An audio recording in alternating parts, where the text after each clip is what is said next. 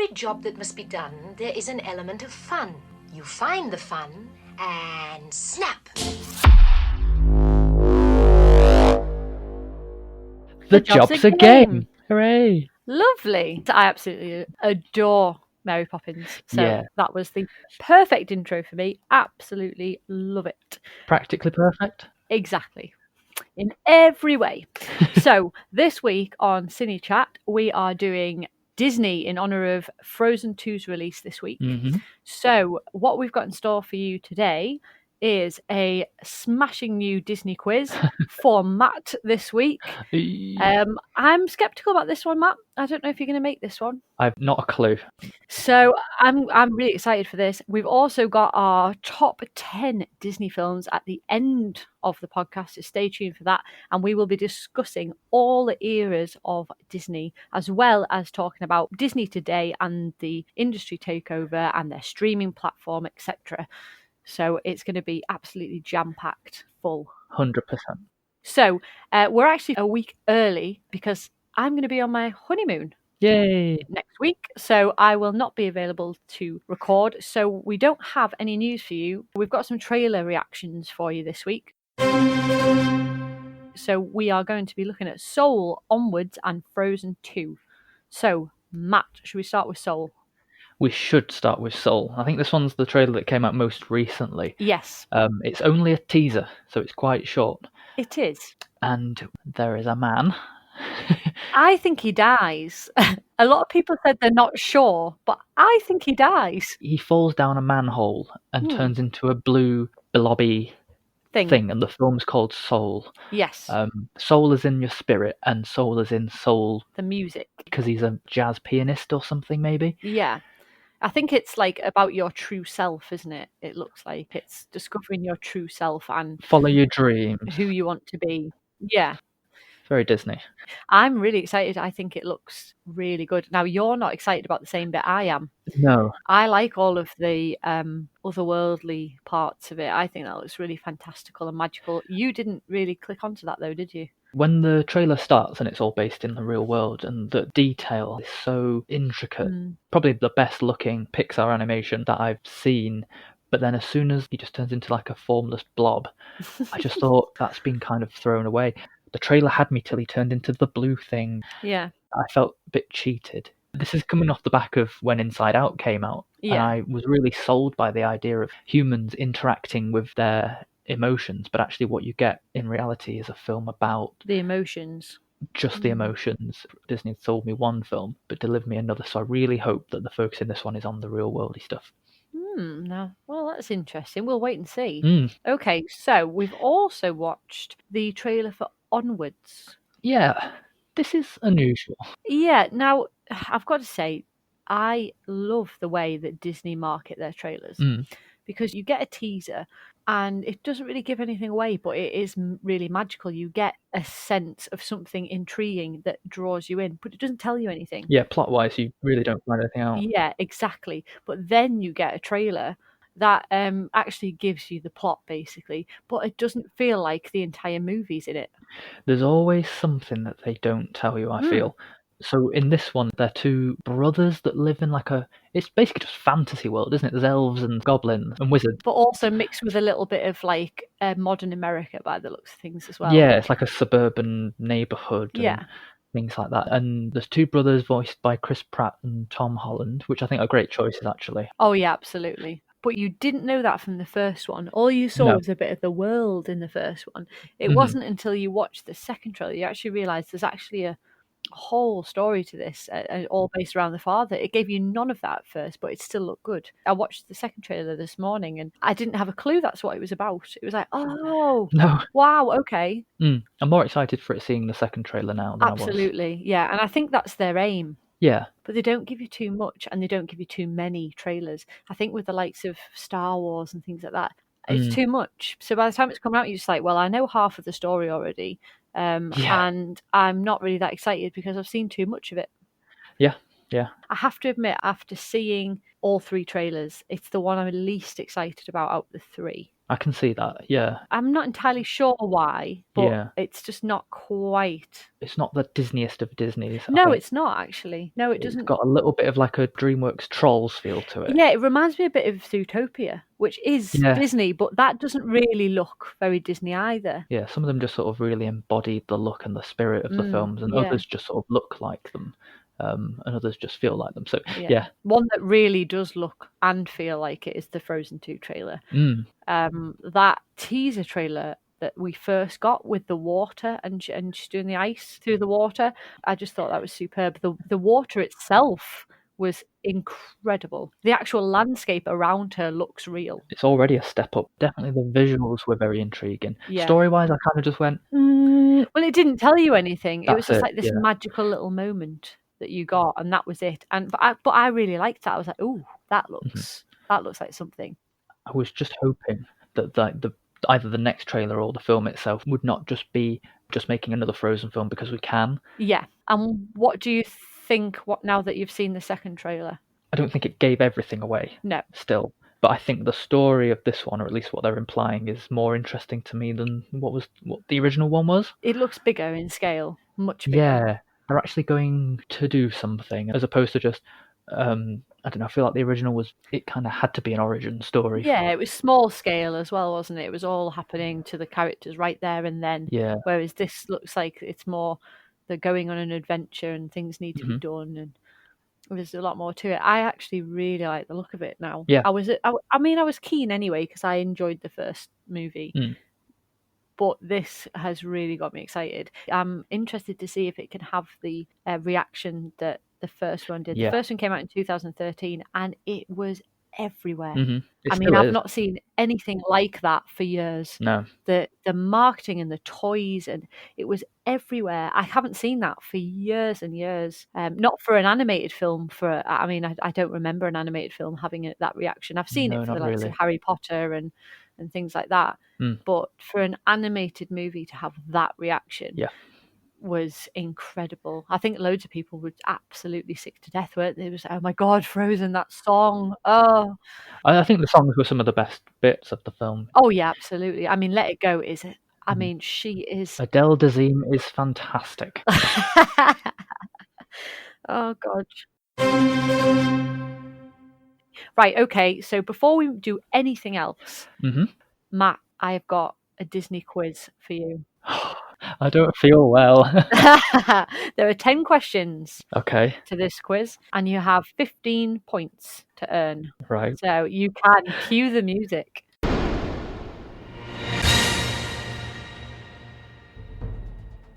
Okay, so question 1. Matt, are you ready for this? I'm not sure, but yeah.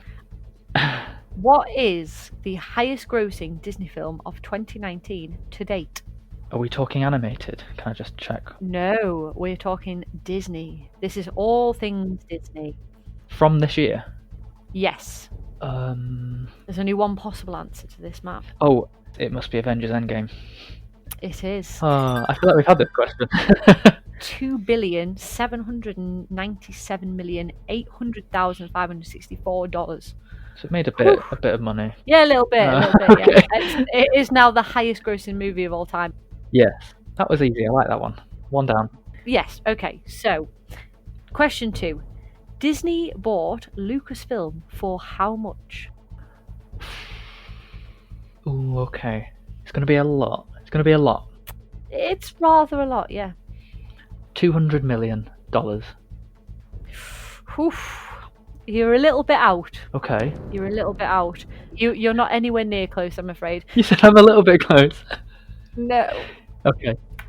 Disney bought Lucasfilm for $4.05 billion. Oh, okay. Never mind. Rather a lot more Again, than that. It's one of those questions you just don't know. It is. You know it or you don't. That's it. Okay. Never mind. How many films have been released by Disney in 2019? And I'll give you it within one on either side. Okay.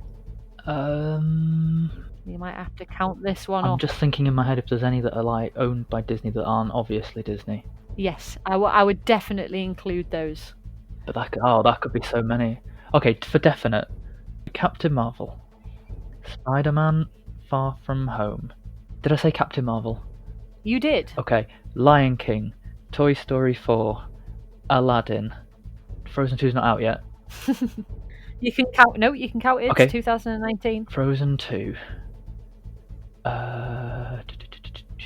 Maleficent 2. Dumbo. Lady and the Tramp technically didn't really come out. I wouldn't count that one. Okay. So there's 8 that I can think of. There's probably... I'm going to say 10. 10. You're going to say 10. You count in the films that have been released from all of their sectors. Are you going to go with 10? No, now you said that. 25. I don't know. 25. Okay. Unfortunately, you are wrong. I can't think of what they own anymore. The answer to the question is 19. What did I say? 25. Oh, poo. So you have 6 Walt Disney Studios movies, Yeah. 1 Pixar, Yeah. 2 Marvel movies, 9 Fox movies, and 1 Lucasfilm. Included in that, you've got the likes of stuff like Ad Astra. I mean, you just don't. Oh, think see, that. yeah, I wouldn't have. You know what I mean? It's amazing. Okay, we'll move on. Okay. Question 4. Yeah. Which Disney classics animation style was inspired by the work of an artist? You don't need to know the artist, but one particular movie. Yeah, have a think. It looks different to all the rest. It's got a very distinct style. I can only think of Fantasia looking different to the others. That you going to be your answer? Well, not now you've made that noise. I'm just asking. Let me just think for a second. What else? Have a think. When you hear the answer, you will go, oh, right, yeah. The only other one I can think of is maybe Alice in Wonderland. Okay, I'm gonna take that as your answer. Unfortunately, it's incorrect. Okay.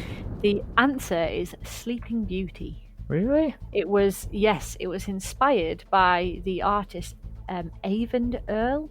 He started working at the studio in 1951 and was soon chosen by Walt Disney himself to work on Sleeping Beauty. It's got a very distinct background style. If you look at the actual style of the landscapes and how it's all drawn, it's very different to all of the rest of Disney. I wouldn't have known that. Well, you've learned something There now. we go. Probably won't remember his name, but No. you know that now. Fair enough. Number 5. Yeah. Which famous director started his weird and wonderful career at Disney? Oh, God. Weird and wonderful. Emphasis on the word weird. Weird director. Okay, I've got one weird director in my head. I've got a few weird directors in my head. It's probably Tim Burton. It is Tim Burton. Yes! I was thinking David Lynch or Tim Burton. Tim Burton was offered an apprenticeship in the animation division in 1982. Oh, okay. And he directed a black and white short called Vincent. All right. And after making his stop motion short Frankenweenie, he was actually fired from Disney for being too scary for kids. Oh, but he's just done Dumbo, hasn't he? Ironic, yeah, he's come back and done Dumbo. And The Nightmare Before Christmas was released by Disney as well in 1993. So a decade later, he came back. I think they were made to eat their words there. Wow. Amazing. Okay, number 6. Name the 3 highest grossing Disney animated films adjusted for inflation, not including Pixar. So you're going to have to take a stab in the dark at this one. Adjusted for inflation, I feel like, is the operative phrase there. Yes. One of them in there was very surprising to me, actually. Okay. I'm probably going to have to put Frozen in there because I feel like it did make so much. Okay. Based on the adjusted for inflation, I'm going to take a stab and say that the earliest film, Snow White and the Seven Dwarfs, has probably generated a lot. Okay. And then I feel like I can only really say The Lion King because that was big. Okay. Well, I can tell you, Matt, that you got 2. Oh, I'll take 2. I will take 2. Number 1 is Snow White and the Seven Dwarfs. It's 935.2 million. Right. Wow. Number 2 is the one that you didn't get. Number 2 is actually 101 Dalmatians at 857.2. I was very surprised about that. I wonder why. And the third was, yes, The Lion King, King. $764.8 million. Crazy. There you go. So 2 out of 3, not bad. I'll there. take 2 out of 3. Okay, number 7. Name the 3 animated movies that have been nominated for Best Picture at the Academy Awards. For Best Picture, I think that's going to be Toy Story 3. That is correct. Beauty and the Beast was the first one, It was the very first 1990. which means the only other one. Oh God! Best picture. This is the one I forgot about. I don't personally agree. I feel like it made it based on its first 15 minutes, but... Okay, I know what it is. Okay, what is it? It'll be Up. It is Up. And you're getting that point because I gave you too many clues, but... Too many clues, thank you. So you got 3 out of 3 there. I'm a softie. I should just keep my mouth shut, but I can't help it. I gave you half a fleck. Okay. Okay, number 8. Yeah. What is the shortest Disney film? A bonus point if you can tell me the length. You just love the length. I feel like I watched it. You may well have done. I think it's Dumbo. It is Dumbo. Do you know how long it was? It was 1 hour and 4 minutes. That's correct. Yes. Well done. 64 minutes. I watched it this week. Disney film. Yay. Okay, number 9. Okay. Which Disney character has appeared in the most Disney films? Disney character. Probably not the one you would imagine, but it wouldn't have been my answer. I know they drop a lot of Mickey Mouse faces into things. Mm-hmm. I feel like Mickey Mouse is probably in most Mickey of them. Mouse? Yeah. Okay. It's actually not Mickey Mouse. That would have been my answer as well. Oh, okay. The Disney character that's appeared in the most Disney films is Donald Duck. No, Donald Duck. Donald Duck first appeared on the silver screen on June 9th, 1934. Mm. He's gone on to star in 7 feature films, which is more than any of his Disney counterparts. Oh. And he is 6 years younger than Mickey Mouse. All right. Never mind. Okay, and the last question. Mm-hmm. What actor was the first to receive a Golden Globe nomination for Best Actor for providing a voice in a Disney feature animation? God. I feel like you wouldn't be asking if the actor wasn't a known actor. Think. Who is the one person that when you think Disney, he knocked it out of the park voice-wise? I mean, I've got one in my head now, but... Okay. Oh, it's Robin Williams. Of course it's Robin Williams. I've got it now. Robin Williams got a Golden Globe nomination for Best Actor for Aladdin. Amazing. I didn't know that, actually. There you go. Well, you do now. Yay. Okay, so let's count up your points. Please. So, out of 15 points, okay, you got 10. I'll take 10. I'll do that. Yeah, well, it's more than half. I always say if you've got more than half, that's pretty good. Yeah, I'm happy with that. I think you should be very happy with that. Yeah. Good quiz. Okay, so that's the Disney quiz.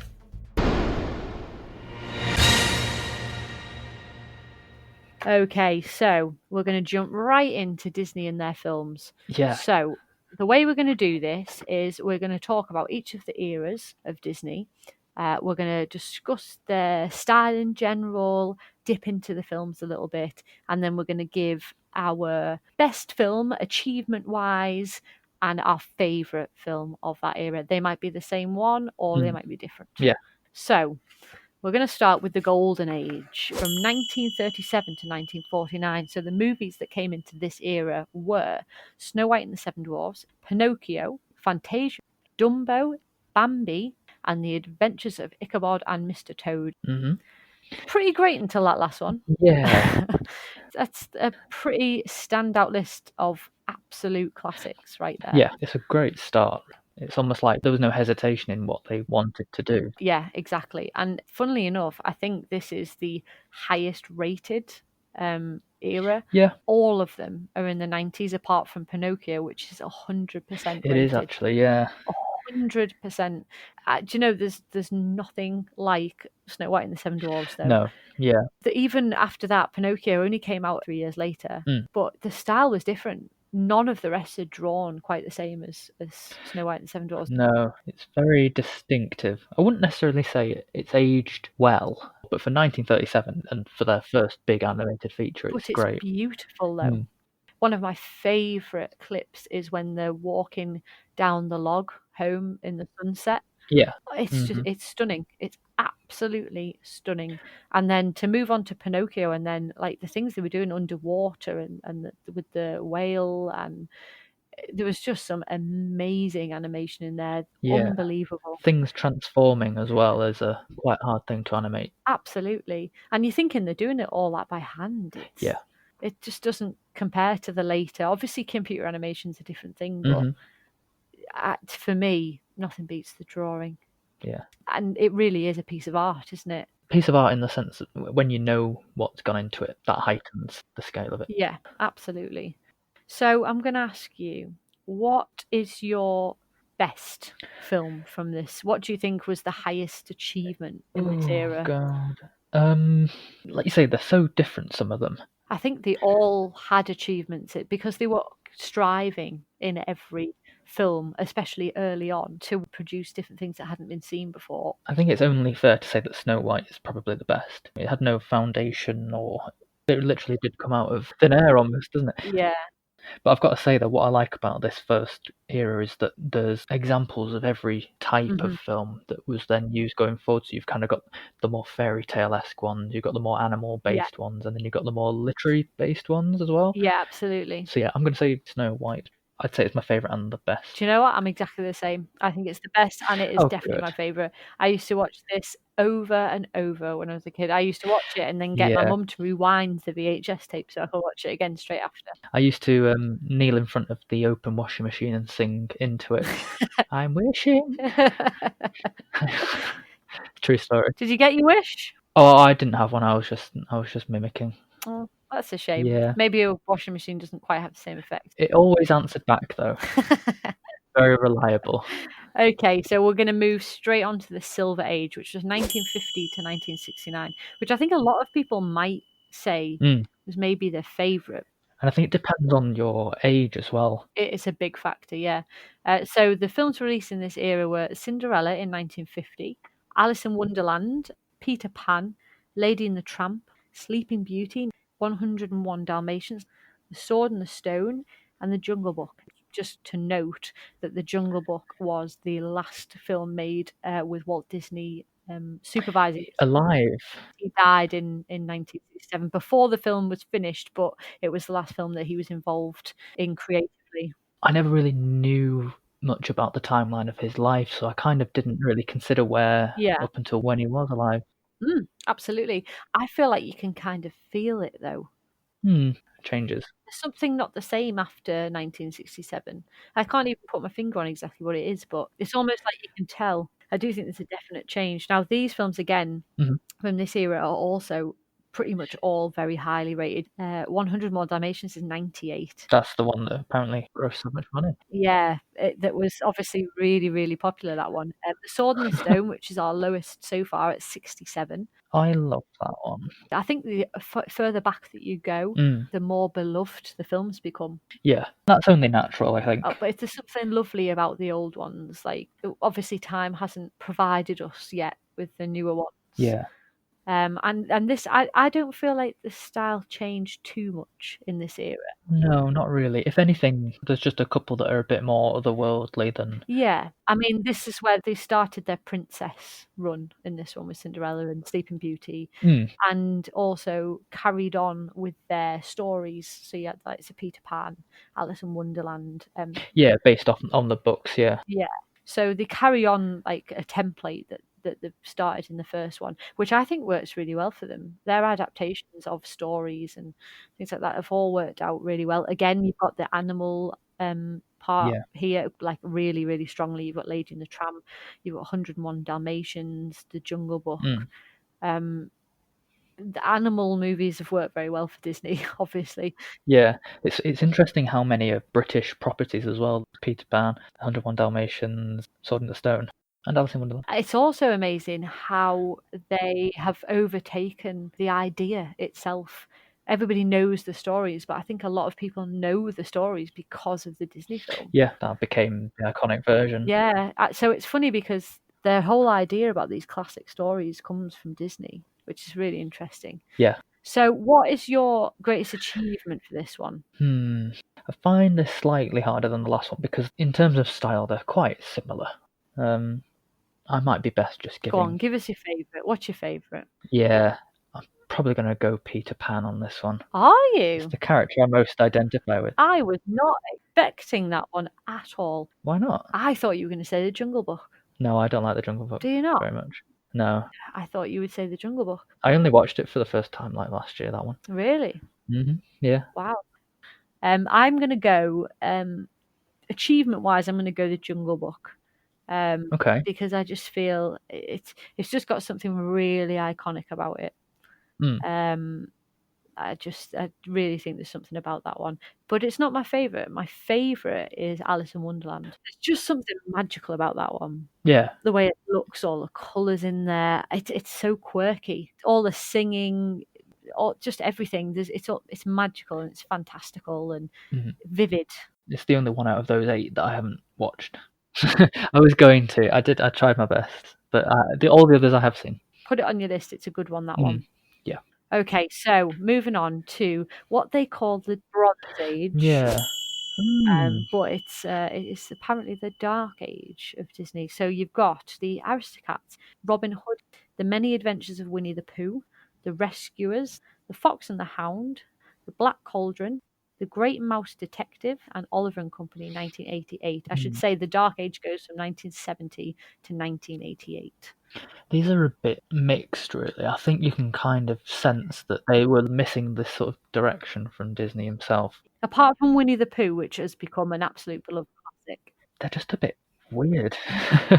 They've not got the same kind of traction that the others have got. I think they're more cult classics, if anything else. People come to them as fans, but they're not like out and out classic. I've only seen the first 2, which is the Aristocats and Robin Hood, which I'd watched the first time this week. Right, okay. So it would be interesting to see for you. I would say The Rescuers and The Fox and the Hound, I would say, have the same kind of vibe as them two.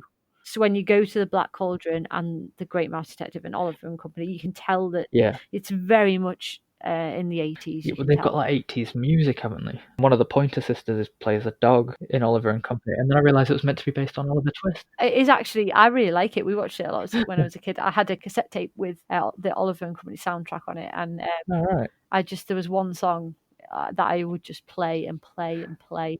I love that. And the Black Cauldron actually was considered a complete flop. It's only got 55%, which actually isn't the lowest in this era.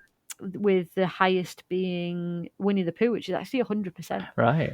And it has the same kind of vibe, the Great Mouse Detective as well. They're kind of gritty and a bit darker, and maybe that's what it is that I like about them.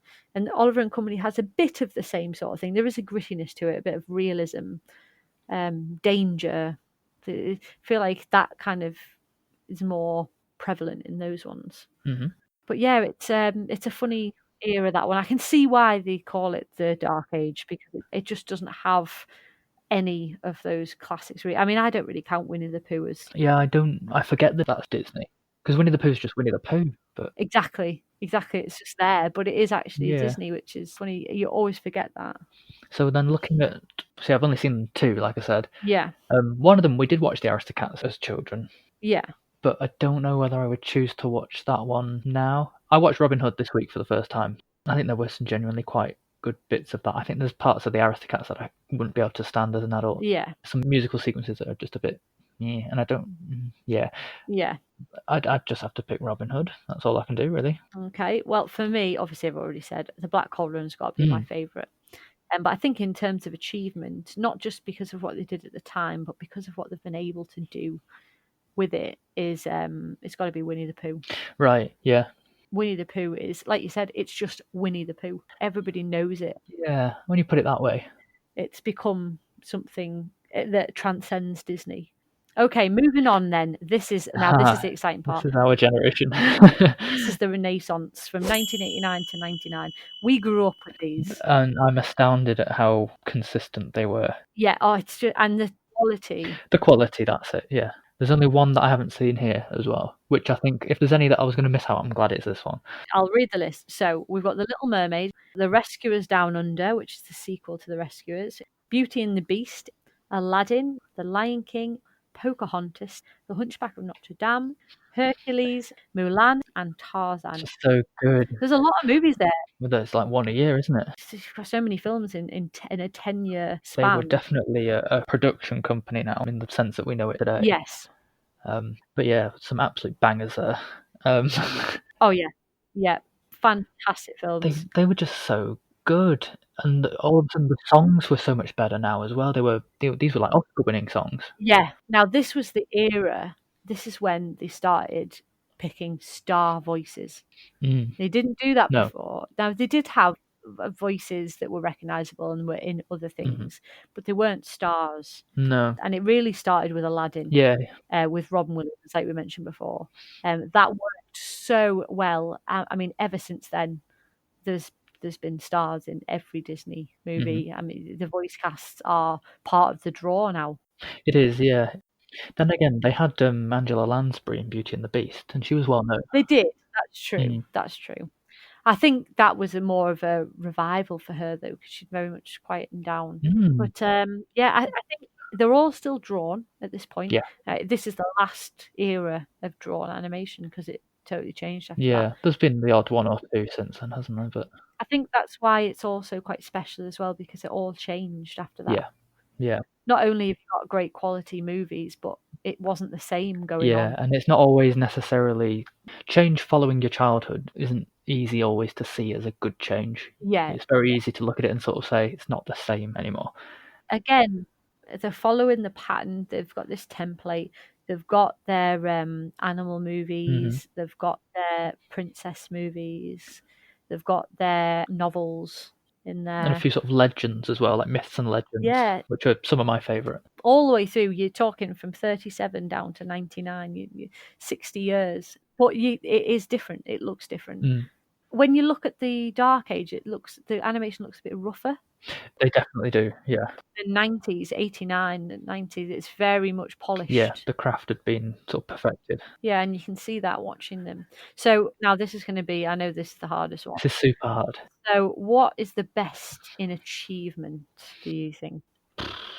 I'm just trying to do an all things considered, because obviously, like I said, the music all of a sudden played a much bigger part, I think, in these ones than it had done before. It did, because they started selling that as a marketing tool. Yeah. Sell the soundtrack, that kind of thing. I think in terms of the best, surely The Lion King is the pinnacle Disney film. No, I agree. I agree with you. I thought you were going to go Beauty and the Beast. That's your favourite? That's my favourite. It is, yes. Yeah, Beauty and the Beast is my favourite. It never used to be. It used to be The Lion King. As I've got older, I don't know why, I've kind of gravitated more towards Beauty and the Beast. I watched the animated Beauty and the Beast properly for the first time this week. So okay, and what were your thoughts on that? Really, really good. Maybe we'll talk about it more later. It might appear later.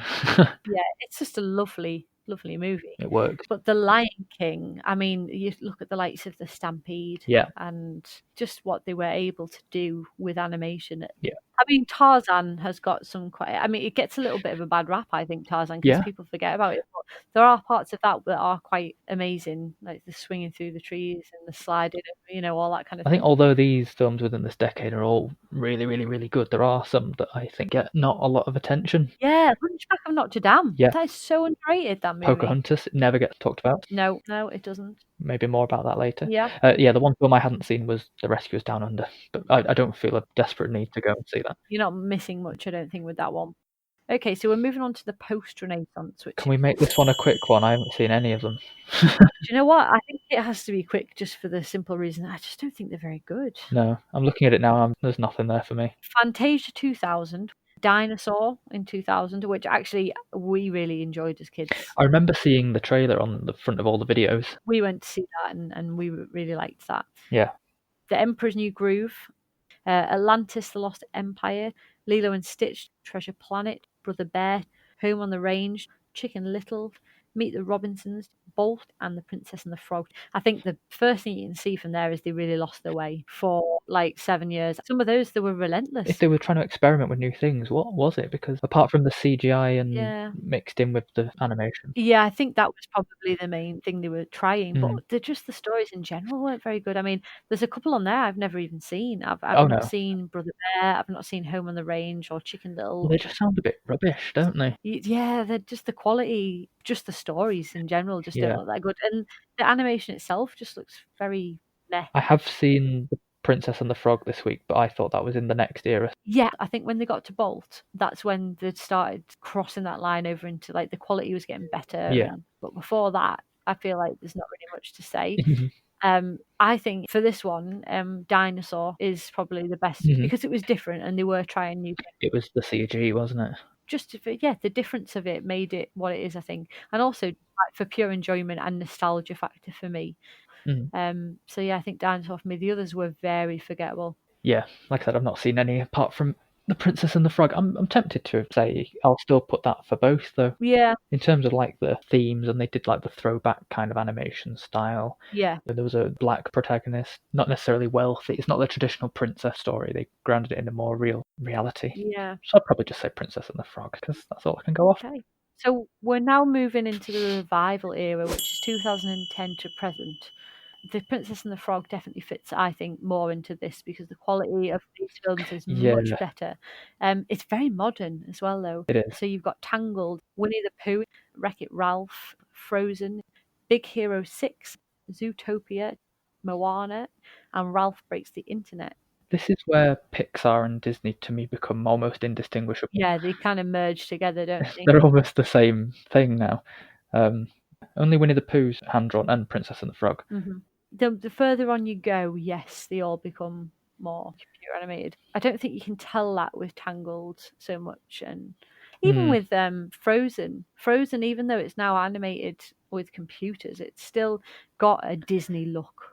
Yeah, well, I think again it's the stories that tell them apart. Wreck-It Ralph and Big Hero 6, I don't think feel anything like Disney. It's very new. It's very different. Big Hero 6 feels like a different studio altogether. It does, but it's fantastic. I really enjoyed it. I've only seen it the once when it first came out, and I'll have to rewatch that one because I remember really enjoying it. It's funny. Yeah, I just think there was something about that one, and I know you're a big Zootopia fan, aren't you? Yes. Yeah, it just caught me off guard. I wasn't expecting it to be as funny as it was. Story-wise, I could probably take or leave it, but Yeah. just what they did with the animals and how they slotted into Society. Yeah, humans and society had animal counterparts, and I just think Yeah. that was really clever. And there were some key moments that just made that work so well. Yeah. Maybe talking about that later. Do you know which one really surprised me? Actually, it was Moana. Really? I thought it was going to be more of the same. Okay. Just something about it really really worked for me. I don't know quite what it was, but I really enjoyed it, and I came back to it a few times afterwards to watch it again because I just really enjoyed watching it. I think the location and the setting of that one just works well for that animation style. I know Lilo and Stitch was kind of a similar tropical setting. Yeah, they are getting more diverse as well. You can see by the, not just story-wise, because they are trying new things with stories, but you can see that they're trying, and obviously they've done it with Pocahontas, with a different culture, and a different race. But they're doing that here with Moana, and they are branching out. Big Hero 6 is set in a completely different culture as well. And Wreck-It Ralph's in the internet. Yeah, it's interesting, and I think a lot of that's come from Pixar because Pixar are extremely diverse. And I think obviously since Disney bought Pixar, a lot of the ideas are merging in, and I don't think that's a bad thing at all. No, not at all. Okay, so what would you say for achievement for this one? Achievement. I don't like it all that much, but I feel like probably I'd have to say Frozen just because of what happened. Yeah, it was perfectly marketed. Perfectly. Yeah.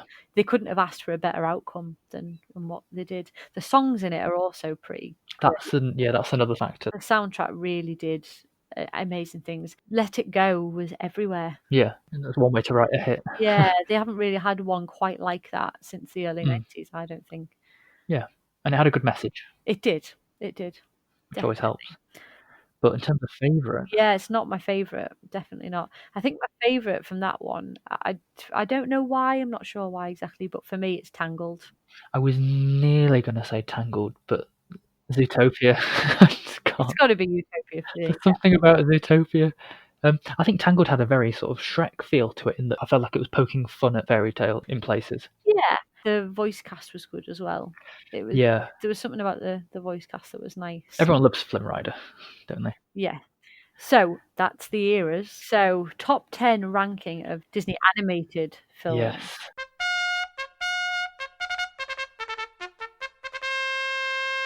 No Pixar in here. It's just the Disney studio films. Yeah. So should we give our number 10s then? Do you want to start, Matt? Yes. My number 10 is one that I don't feel gets enough attention, and it's one that we watched a lot, me and my sister, and it still makes me laugh now. I love the legend aspect. It's The Sword in the Stone, Oh, okay. which I think you're going to go, oh, okay, I knew you were going to say that. It was not a big one for me. I've only seen it once, The Sword and the Stone. It's very much a sequence film. It happens in stages. The character of Merlin's trying to teach Arthur different lessons. Yeah. So there's a bit where they're fish and that's underwater. There's a bit where they're squirrels and that's all in the trees. And then there's a bit where they're birds. Yeah. And then there's a whole thing with Mad Madam Mim at the end. Yeah. And she's barking mad and she's transforming and she's whatever. And then they have an animal transformation battle with Merlin at the end. Yeah.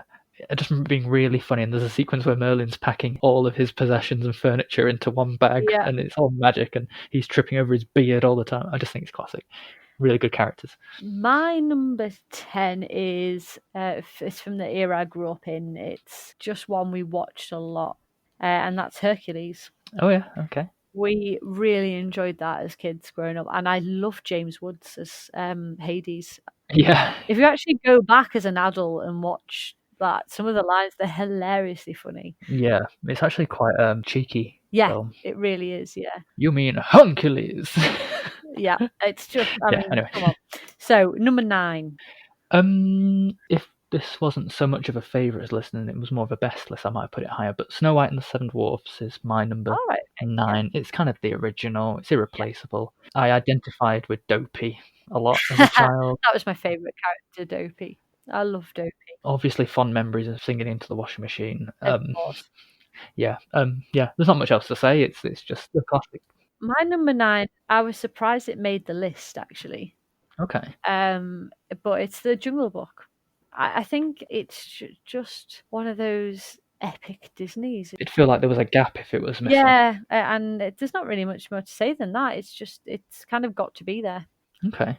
So your number 8 then? My number 8, I was a little bit late to the party with this one. So a lot of people, I think, would put it a lot higher than me. Okay. And that's Aladdin. Ooh, okay. Obviously, Robin Williams completely steals the show. And as looking at it as an adult, I think he was where I got the most enjoyment. Yeah. And there's some great songs in there. And I think they were quite well translated into the remake. Yeah. It's amazing how, if you've missed it as a child, how it changes your perception of the film. If Robin Williams wasn't in it, I don't think I would have put it on my top 10. Yeah.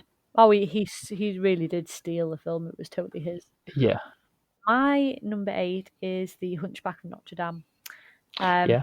Just loved it. Voice cast was great. Demi Moore. I just loved that story. I loved the story of it. I loved the gargoyles. Thought they were hilarious. I do think it's really underwritten. Really, Yeah. The songs are lovely. There's some really great songs in there.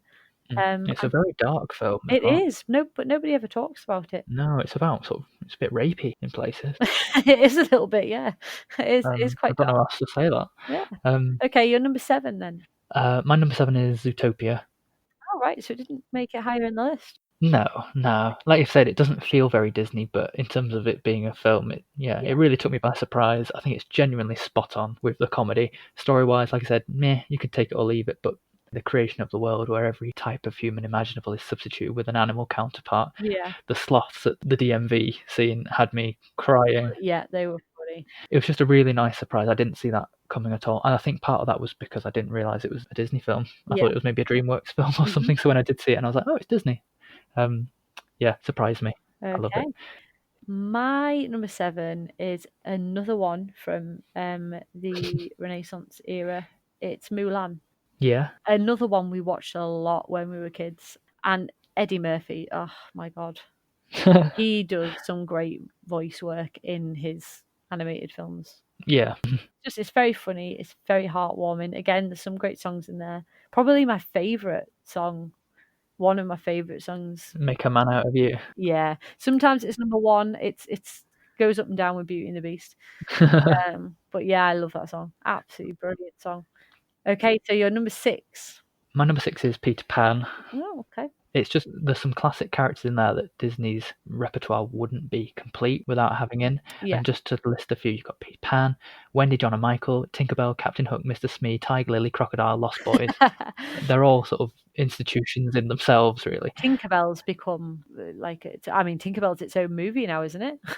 Many. mini straight-to-video films. Yeah. This idea of it all being set apart from the London scenes, which are iconic anyway, but this sort of whole Neverland, Yeah. you can be on this island and there's mermaids and the Yeah. Native Americans, and you can be out in the water with the pirates, or you can be in the forest with the Lost Boys, and yeah, you go into there and you're in this. It's almost like being in the Hunger Games. Yeah. You're in that arena. Never going to compare Peter Pan to the Hunger Games ever again. I don't think No. anybody ever has. It's a first. So yeah, just spending time in that world is a real treat. And yeah, like I said, I really identify with Peter Pan. So love that. Okay. My number 6 is Aladdin. Oh, we're not too far apart on those. No, they're not too far apart. The only reason it's not higher is because there just are so many good films out of the Disney list. I mean, it's hard to place them. Everything about Aladdin works well. The songs, I mean, A Whole New World is something else. Yeah. It's absolutely stunning. Again, it's in a different place, culture, it's different landscape. Again, Robin Williams was just, Yeah. I mean, he blew it away, didn't he? Mm-hmm. So yeah, just everything about it works. So yeah, that's my number 6. Very good. Your number 5 then. I nearly put this one higher. It's Tarzan. Okay, all right, okay. One word, Phil Collins.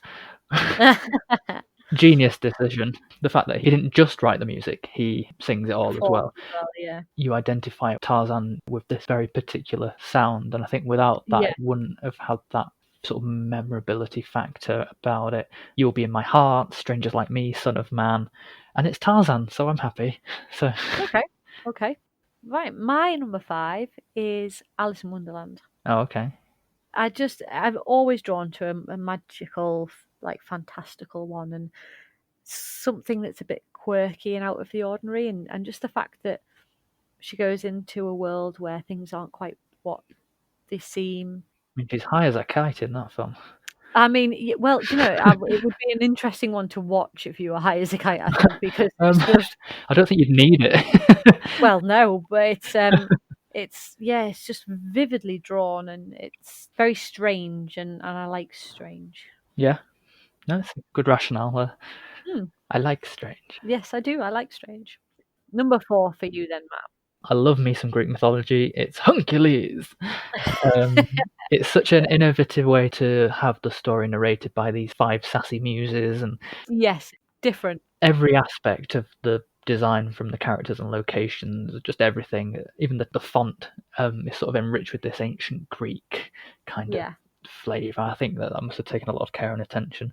It's got 2 of the best Disney songs for me, Go the Distance, and one of my absolute favourites is I Won't Say I'm in Love. Oh yeah, the lovely songs, them too. And it's Hercules, so I'm happy. Okay. Number 4 for me is Pinocchio. Ah, okay. Yeah.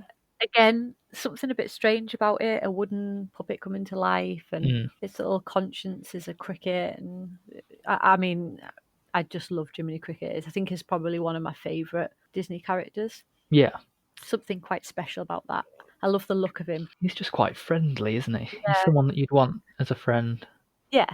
But just the animation style in this film's great. You could freeze it and like have it as a portrait on your wall. Yeah. For me, yeah, it's number 4. Okay, very good. I feel like the top 3 is the hardest. Well, mine were easy actually. It was the others that were harder for me. I think putting them in order was hard, but I knew what they were going to be. Number 3, I've got a few things to say. Okay, go on then. Pocahontas.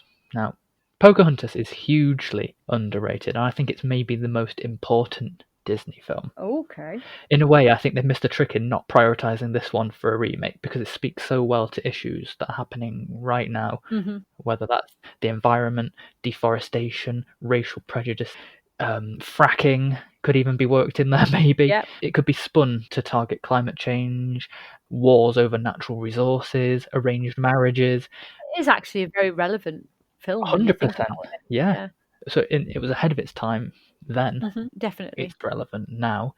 If they were to redo it now, there's a massive opportunity for more diversity and representation in cinema. There'd be an opportunity there for Native American actors. And let's just talk the music. There are some of the best Disney songs in Pocahontas. Colours of the Wind remains the most important Disney song of all time. You just have to look up any line of the lyrics, and it's just genius. I think it's one of the most creative Disney films in terms of colour, landscaping, its depiction of nature. I also had a Pocahontas bath towel as a child, so this one's obviously been with me Nostalgic a element. long time. But I think even without that, I think it's a really, really, really strong film, and nobody ever talks about Pocahontas. Right. Okay. Wow. Well, my number 3, people do talk about that one. It's Snow White and the Seven Dwarfs. I've said it before. I just love the look of it. Yeah. None of the others look like it, and it's the first. And I love the dwarves, the characters themselves. I just love the way it's been drawn. Yeah. All parts of it, the animals, the background, the landscape around them. I love everything about it. And I think it really, for me, has that nostalgic element. So when you put it on, it just takes you back. Love it for that. Did you sing Into the Washing Machine? Or I didn't sing Into the Washing Machine. You missed a trick I there. missed a trick, yeah. I missed a trick there. You might put it higher if you'd done that. Maybe I would. And again, I didn't. So. Okay, you're number 2. Okay. Strangely, it was the first time I'd watched it this week. Wow. Beauty and the Beast is my number 2. Wow, so it did have an effect on you then? Yeah, but the thing is, it was one of those really, like, I feel like you see so many clips from it and you saw so many trailers from it that it's one of those that you felt like you'd already seen it anyway. Yeah. And the characters are just so, like with Peter Pan, I feel like the collection wouldn't be complete without these ones, and the fact that they're objects. That's not really something that's been done a lot. Yeah. It's just classic age-old story. Song as old as rhyme, blah blah blah. Great songs. I really like the idea of it being in this castle. I think it's one of the most iconic, and it's got Gaston and Beast in it, so I'm happy. So. Okay. My number 2 was my number 1 for about 18 years. It really did stay there for a long time, and that's The Lion King. It was my favourite Disney film as a child, the one that I watched the most. I do think, if we're talking overall, that it does have the greatest soundtrack of any Disney film. Most likely, in terms of all of the songs. It's got the most kind of high quality, well-known, famous songs in it. It's got an amazing voice cast. Yeah. There's so many points in this movie where I just cry. Either sad cry or happy cry. I mean, that bit where he's walking up Pride Rock at the end. I'm in bits. Very powerful music from Hans Zimmer. Oh God, the score is like, it's probably one of my favourite scores as well, because the score is absolutely, it just tears you open and leaves you bare. Yeah. Oh, it's absolutely fantastic. Yeah. So yeah, it was number 1 for a long time. With good reason, I think, because it's just fantastic. I guess that segues really nicely in. My number 1 is The Lion King. Oh, right, okay. But I've written here, is it the one that I would choose to watch all the time? Probably not, but only because I feel like we've all seen it like a million times each, and that's the only thing I doubted about it, really. I just thought, all things considered, it's always going to top the list, really. Characters, music, songs, story, setting, cast, it just covers it all. I think it's the quintessential Disney film. I think if you don't put it at least in your top 2 like we have, there's something majorly wrong. Number 1. Well, my number 1 is Beauty and the Beast. It just topped out. It is number 1 for me because it is the film that draws me back in the most. Yeah. Where it didn't used to. And funnily enough, it wasn't one that I watched a lot when I was younger, but it is the one that I would watch more often than not as an adult. Yeah. And I'm not entirely sure why that is. I think maybe we've just overwatched The Lion King a bit. Yeah, I do think that has something to do with it. It's not one I come back to a lot because I have seen it so many times. And where Beauty and the Beast, I haven't seen it as many times. The quality level is so high. Again, the soundtrack is phenomenal. Yeah. Angela Lansbury. Oh, it's just, I mean, God, there's just nothing beats that voice singing Beauty and the Beast. Yeah. Tale as old as time. I like it every time she tells Chip to get in the cupboard. Yeah, it's just... All right, get in the cupboard, love. It's just lovely. And Beauty and the Beast as a song is just phenomenal. It's so gorgeously written. The lyrics are fantastic. I have to mention, it's something they did do a lot of later on especially, but Belle was probably one of the first. She was her own woman. She was who she was. and she fought for that. She had her own opinions about things, wasn't swayed by anything else. She loved books. She was very smart, and she didn't need a man. She wasn't looking for the fairy tale romantic ending, you know. And I think they've kind of took that model, and that's what they're trying to do from that then on. I think they were really trying to show the independence of women and things like that. Yeah, there's good messages behind these two films. And because I'm a huge reader, I think Belle is probably the one that I relate to the most, because that is me. Yeah, all over. Yeah. that makes sense. So yeah, so that's our ranking. We had 5 that were the same on each list, We did. which were Snow White, Aladdin, Hercules, Beauty and the Beast, and The Lion King. I think a lot of people would mention quite a few of those as well. Yeah, I think so. More people need to see Pocahontas. Yes, that's true. Yeah, and that's the top 10. Yes, it is.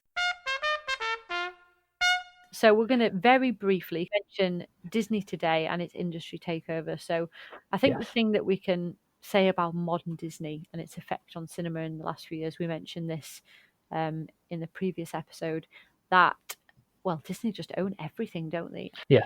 It's saturating the market. Absolutely, yeah. The amount of content that they put out every year. It's unbelievable. I mean, yeah, it's impressive.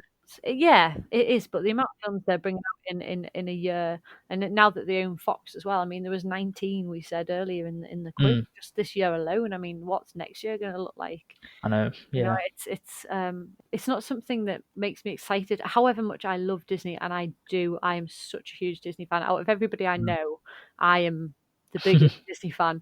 But it worries me. It does worry me that they are buying up everything. I mean, it almost felt like it was going to be inevitable. I think even The Simpsons predicted that Disney was going to own everything in the end. But so long as Disney films and Marvel films and Star Wars films and Fox films don't become so similar to each other, and merge together style, hopefully we won't really notice much of a change. But they might carry on buying more stuff. Yeah, I really hope they don't. So I think the big issue one of the biggest talking points of especially this year, last year, probably going on for the next couple, is the Disney remakes. There's a lot of them. They are just a constant at the moment. So we've had Aladdin, The Lion King, and Dumbo this year. Plus Lady and the Tramp on Disney Plus. Mulan's coming in 2020. I'm not looking forward to that at all. There's no music. Yeah. I mean, how's that Mulan? That's not Mulan. Well, bare bones Mulan. Yeah. So I'm not excited for that one whatsoever. I have to admit, on the whole, I don't know about you, but I'm quite disappointed with the Disney remakes. But saying that, I loved Beauty and the Beast so much that maybe makes up for all of the rest put together. I absolutely adored it. Emma Watson She was actually really good. I actually valued her more after going back and seeing the animated. I think she was a better fit. Yes. Yeah. Than it sounds weird because she was animated, but than the original Belle. Yeah, she really made it her own. I personally thought The Jungle Book was the strongest of the remakes that they've done. I just didn't do anything for me, that one. I was really disappointed. But you also had a child, didn't you, in the screen with you? I did, climbing all over the railings on the front. So I think if you were to watch it again, maybe it might be different. Well, no, I really don't think it would. Visually, yes, stunning. What they were able to do, it was the story I didn't like. Like, cut a lot of the songs, and the ones that they did use almost felt like they've been thrown in as an afterthought. We'll just pop that little bit in there just so that it's fan service. And yeah, I didn't like the voice cast. I didn't like some of the changes to the story. Okay. But the biggest crime for me is The Lion King. I know you appreciate it more than me. I enjoyed it both times I saw it. I know you did enjoy it. For me, do you know what? I think I know the animated version too well. So I was expecting certain things from this one, and I didn't get them. Like, all of the moments that mean the most to me, the ones that really stand out to me, they were just constantly fell below the mark, and I was like, oh. And that was only inevitable, though. It was. But if you're going to be a complete, and I mean, it was unlike the others, which do have their own voice and their own elements to them that make them their own. Apart from The Lion King, they literally remade it shot for shot almost in places, and line for line. Yeah, script-wise, I think they could have done a little bit more. None of it had the same emotion. It was all kind of second rate. It was Yeah. it The reason I rank it so high is the visuals, and overall, generally, when the remakes were being announced, the fascination for me, and it always has been with films really, I've always been fascinated by seeing things brought to life, and I always said, so long as they try and do something different with these films, I don't mind them happening. And I felt like I got that with The Jungle Book, we got that with Beauty and the Beast, and I feel like visually, I feel like we did get that with The Lion King. I thought if these films can benefit from having a 21st century breath of life, and The Lion King got, I feel, a 22nd century breath of life. Yeah. How they did it, I really admire that. But yeah, Aladdin as well. Even Dumbo, now having seen the original, I can see where they've elaborated and they've built on. Yeah, and yeah. So long as they're doing something different and they're utilising the tools that they have now to add something, I don't mind them so much. The weird thing is that all these remakes are getting done, but they don't feel like a collection. Yeah. Some of them are musicals, some of them are not musicals, some of them are live action, some of them are live-ish action or CG. Trying to do something different with each one, which I can see why, but I think the speed that they're bringing them out is bad. I think that's going to harm them eventually because people will be so sick. Yeah, I've actually looked ahead. We've got Mulan next year. There's a Cruella de Vil Origin 2021. That one I'm interested in. Emma Stone, I think that's an interesting choice. There's ones that haven't got dates yet at all. So The Little Mermaid, there's a second Jungle Book, there's a Snow White, there's a Hunchback film. I heard about that one. I'm quite interested about that. Hunchback of Notre Dame, I think, could be an excellent movie. Also Pinocchio, I think, as a live action thing could be good. Yeah.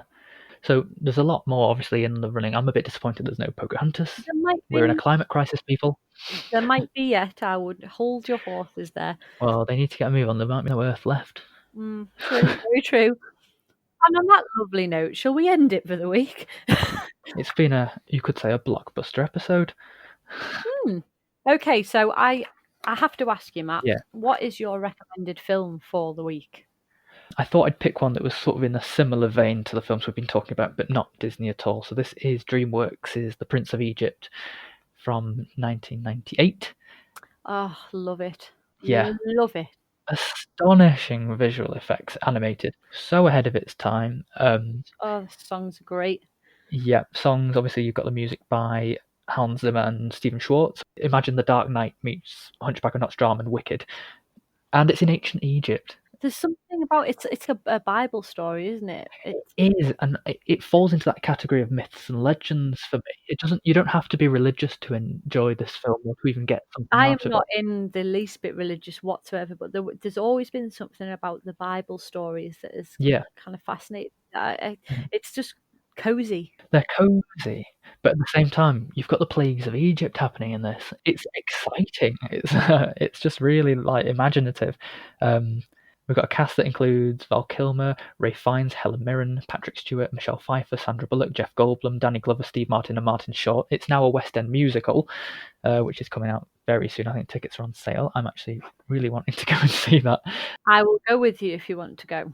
We should go. We could podcast in London.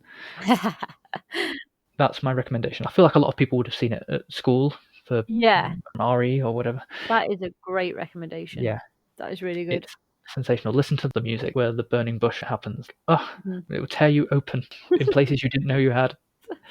Okay, all right then. So I don't think mine can quite live up to that. Mine is completely unrelated. I have started, as I've said every week, my Christmas calendar, and the other night I watched The Family Stone.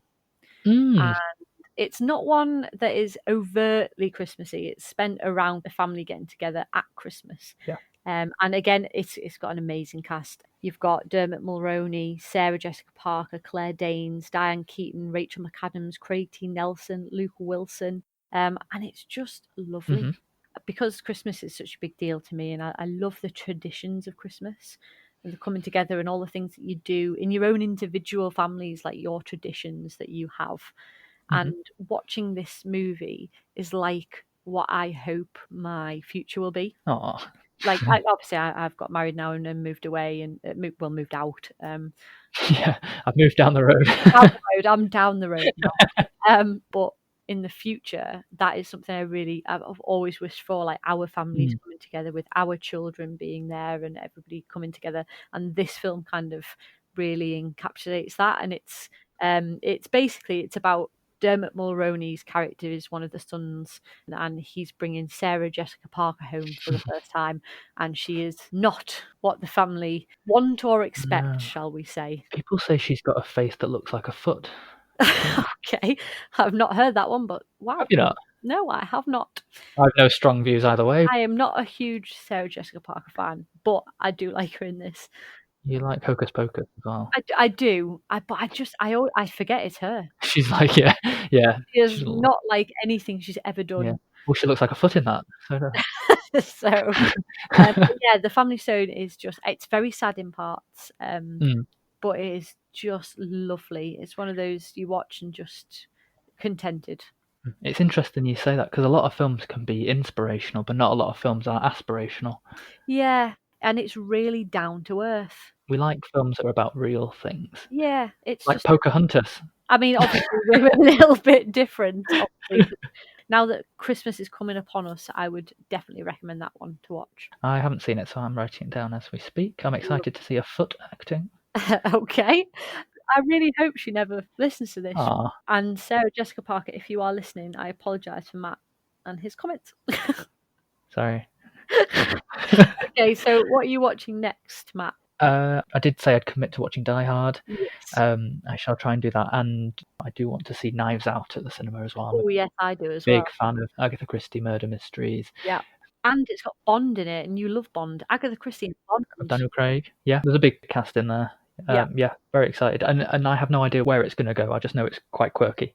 Yeah. How about you? I am watching the next one on my Christmas list, which is Rise of the Guardians. Oh yeah. I love it. I don't know what it is about it. It's just. Is this the one that's got like the Tooth Fairy and people like that? Yeah, so the Tooth Fairy and the Easter Bunny and Father Christmas, and they are basically they're coming together to fight the boogeyman, basically, who's voiced by Jude Law. Very, very well. Love Jude Law. It's got Alec Baldwin and Hugh Jackman and Isla Fisher doing the voices, and you've got Chris Pine. There's Jack Frost. Oh, right.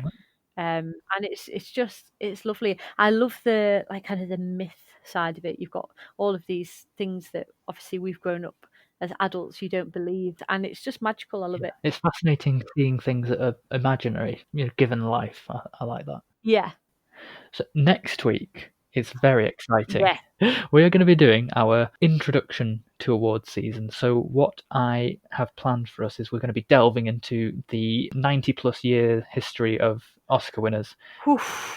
We're going to be looking at our favourites, our biggest snubs. We're going to place winners head to head. We're going to find the ultimate champions in each of the categories. A dream team Oscar winner ensemble. Oh, I'm excited for that. It's the start of award season, people. Fantastic. Very That'll exciting. be episode 5. Okay. And where can they find us, Matt? They can find us on Facebook and YouTube as CineChat Podcast. We're on Instagram at CineChat_official.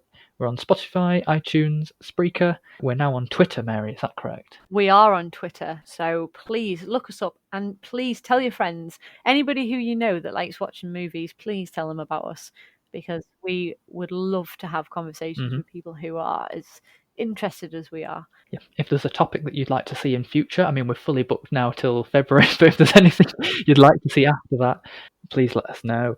And you can also email us, and that is cinechatofficial@gmail.com. We're everywhere.